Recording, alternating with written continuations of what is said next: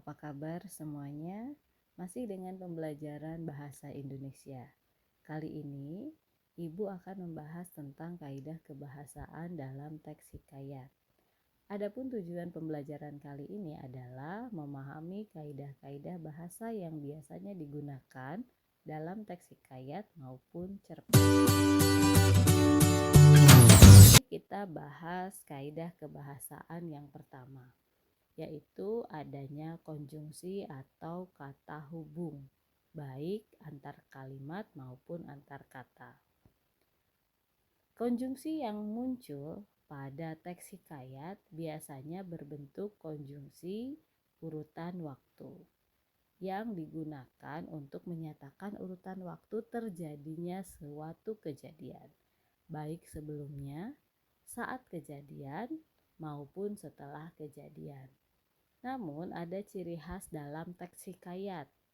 Biasanya dalam teks hikayat menggunakan konjungsi urutan waktu yang berupa kata-kata arkais. Kata arkais sendiri biasanya merupakan kata-kata kuno atau yang berhubungan dengan masa lampau.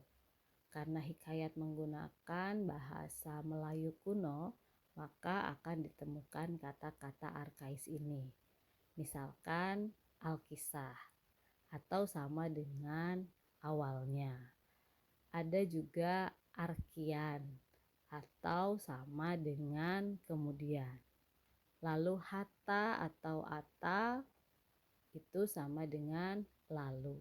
Itulah beberapa kata hubung atau konjungsi urutan waktu yang biasanya ditemukan dalam teks hikayat.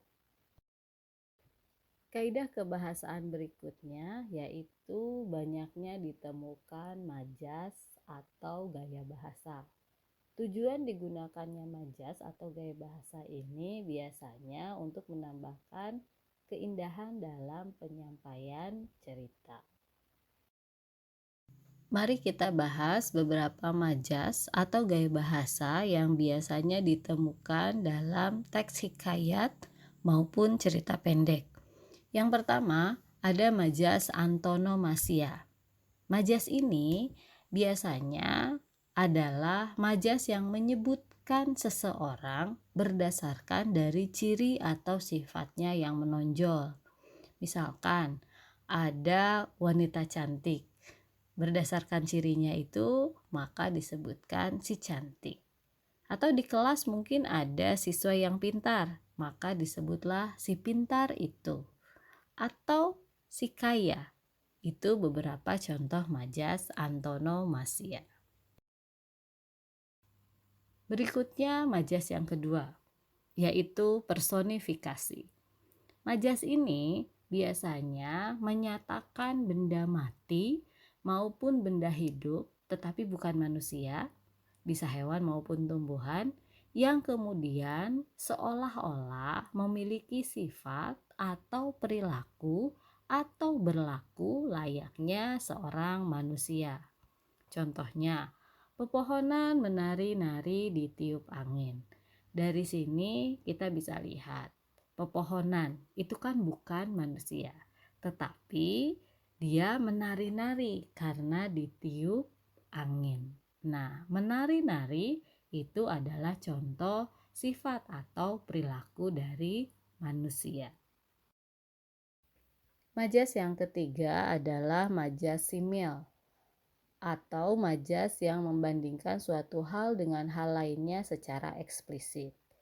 Biasanya memiliki ciri menggunakan kata penghubung atau kata pembanding. Beberapa contoh kata penghubung atau kata pembanding yang digunakan pada majas simil ini diantaranya seperti laksana, bak, atau bagaikan. Nah, contohnya mereka pasangan serasi Mbak Putri dan Pangeran. Atau contoh kedua, rumahnya megah bagaikan istana.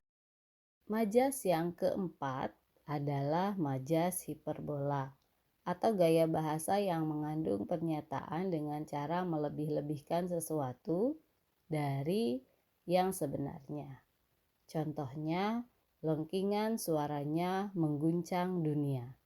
Kata mengguncang dunia itu merupakan salah satu cara untuk melebih-lebihkan dari suaranya. Atau bisa juga tangisannya membanjiri wajahnya. Kata membanjiri itu juga contoh kata-kata untuk menunjukkan sesuatu secara berlebihan. Majas yang kelima adalah majas metafora atau majas yang menggunakan kata atau kelompok kata atau bisa juga disebut ungkapan untuk mewakili hal lain yang bukan sebenarnya.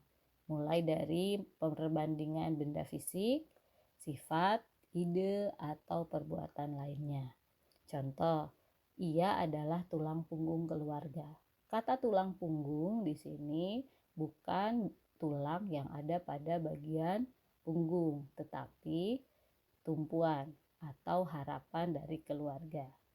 Mungkin satu lagi kalimat lainnya yang menunjukkan adanya ungkapan atau kelompok kata ini, ayah pulang membawa buah tangan. Bukan buah pada tangan, tetapi oleh-oleh. Itulah beberapa kaidah kebahasaan yang biasanya ditemukan dalam teks hikayat maupun cerpen. Untuk majas, Ibu hanya membahas 5, walaupun sebetulnya masih banyak lagi yang lainnya. Kalian bisa mencoba mencarinya melalui Google maupun pada link QR Code yang ada di buku teks Bahasa Indonesia kelas 10. Demikian penjelasan Ibu tentang kaidah kebahasaan teks hikayat. Mudah-mudahan bisa membantu. Atas perhatiannya Ibu sampaikan terima kasih. Wassalamualaikum warahmatullahi wabarakatuh.